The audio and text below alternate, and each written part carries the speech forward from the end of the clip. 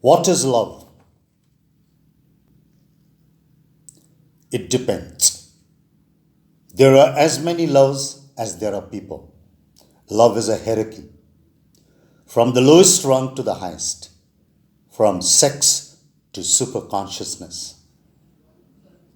There are many, many layers, many planes of love. It all depends on you. If you're existing on the lowest rung, you will have a totally different ideas of love than the person who is existing on the highest rung. Adolf Hitler will one day have an idea of love differently. Gautam Buddha, another. And they will diametrically opposite because they are at two extremes. Adolf Hitler in different scale of understanding love, and Gautam Buddha absolutely in opposite. At the lowest, love is a kind of politics, power politics.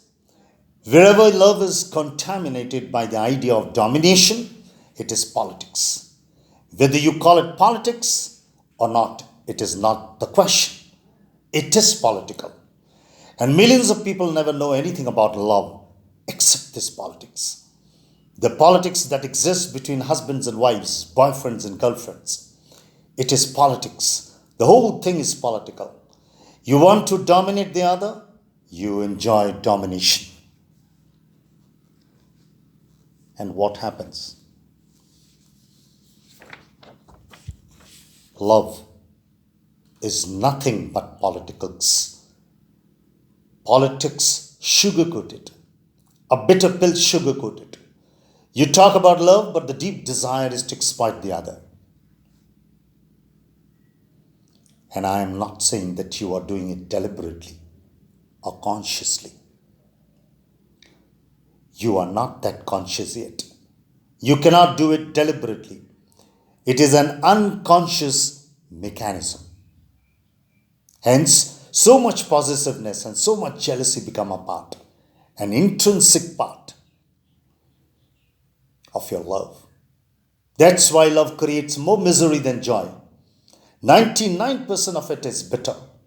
There is only that 1% of sugar that you have coated on top of it. And sooner or later that sugar disappears. When you are in the beginning of a love affair, those honeymoon days, you taste something sweet. Soon that sugar wears off and the realities start appearing in stark nakedness and the whole thing becomes ugly.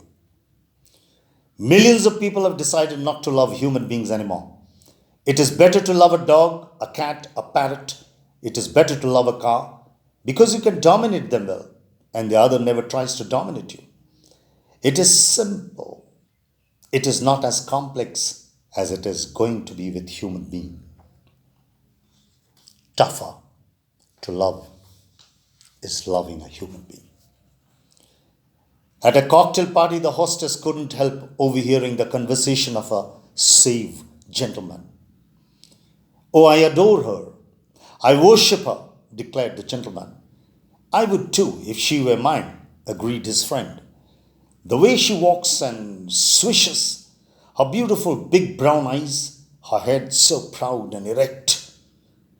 "You're very fortunate," commented his friend. "And do you know what really thrills me?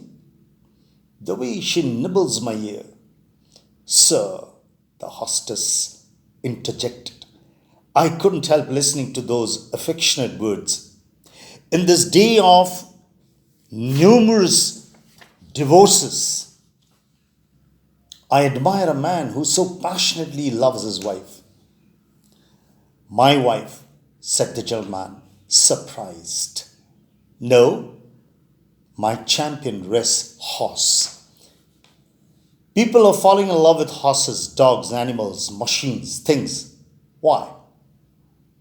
Because to be in love with human beings has become an utter hell, a continuous conflict, nagging always at each other's throats.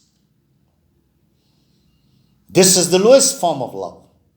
Nothing is wrong with it if you can use it as a stepping stone, if you can use it as a meditation, if you can watch it, if you can try to understand it. In that very understanding, you will reach another rung. You will start moving upwards. Only at the highest peak, when love is not a relationship anymore, when love becomes a state of your being, the lotus opens totally and great perfume is released. But only at the highest peak. At the lowest, love is just a political relationship. At the lowest, it is simply a political relationship. At the highest, love is a religious state of consciousness.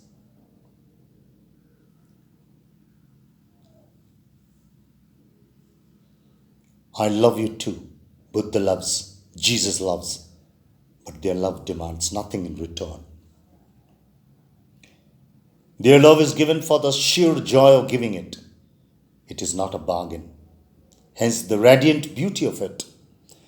Hence the transcendental beauty of it.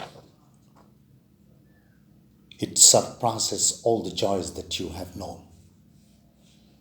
When I talk about love, I am talking about love as a state. It is unaddressed. You don't love this person or that person. You simply love. You are love. Rather than saying that you love somebody, it will be better to say you are love. So whosoever is capable of partaking can partake. For whosoever is capable of drinking out of your infinite sources of being, you are available. You are available unconditionally. That is possible if love becomes more and more meditative. Medicine and meditation come from the same root. Love, as you know, it is a kind of disease. It needs the medicine of meditation. It is absolutely medicine of meditation. If it passes through meditation, it is purified. And the more purified it is, the more